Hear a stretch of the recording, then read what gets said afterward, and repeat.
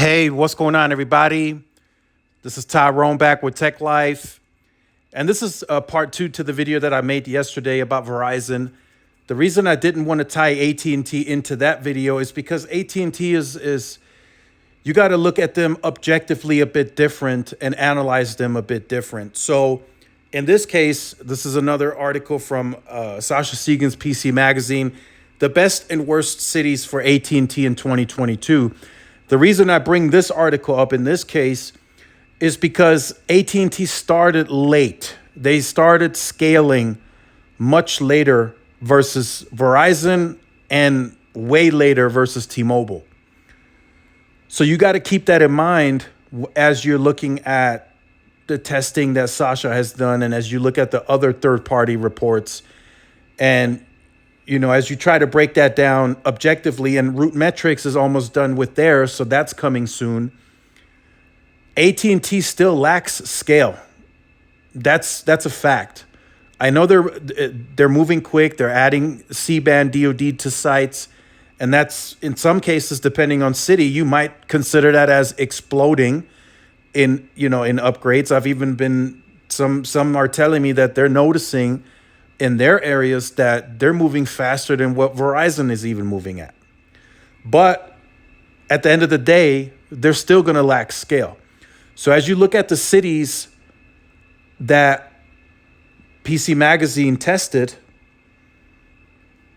they may have gotten areas where AT&T had C-band and it was great. It was faster, better connection.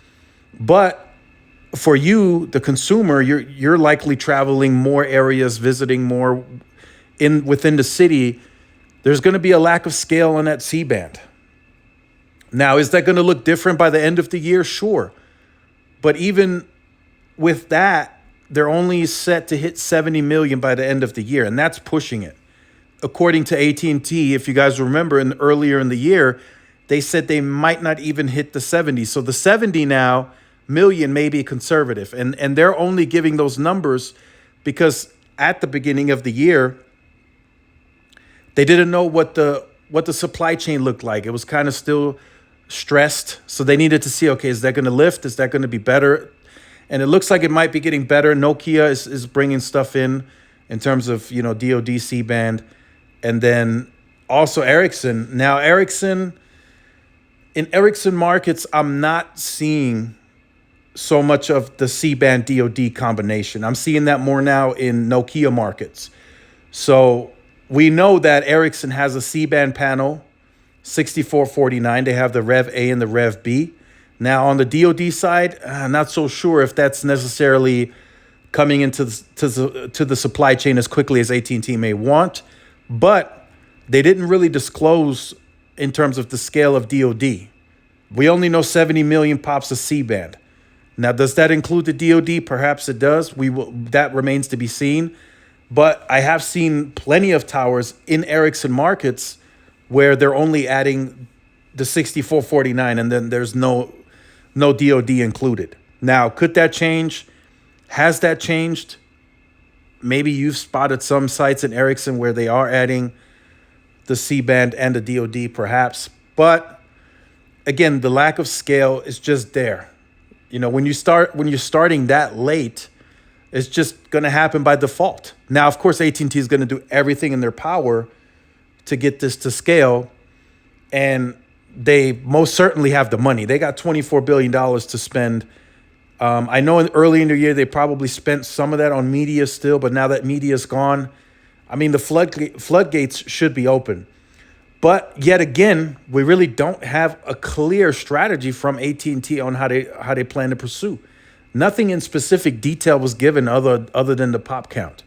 They didn't really tell us, okay, we're going to include another 5,000 macros this year to densify, or we're going to deploy this amount of C-RAN. They didn't really go into those specifics.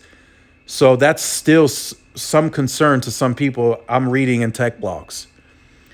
So again, make sure you check out this article. The cities are in there, Atlanta, Boston, and they test it, right? And in some of these cities, as you can see, AT&T was the overall winner.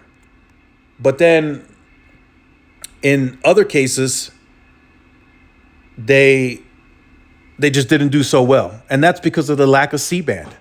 That's where Verizon has completely, overblown them. In that case, in T-Mobile, of course, they'll be at 260 by the end of the year, so they're way ahead. So we're gonna see. We're gonna see the raw scale of AT&T by the end of the year. 70 million, if they hit that, I'm anticipating they would have touched 6,000 to 7,000 towers by the end of the year with C-band. So we'll see what happens. It's going to be very interesting. T-Mobile is on the lead. Verizon is catching T-Mobile. AT&T is trying to catch both. So we'll see what happens. Internally, AT&T is still targeting 200 million by the end of 2023. That's going to be very interesting. That means they're going to gain much bigger scale in 2023 and much quicker. So we'll see what happens, but let me know in the comment section. Make sure you guys stay tuned to the channel. Like, share, subscribe, follow my social media outlets. This is Tyrone with Tech Life. I'll see you in the next one. Peace.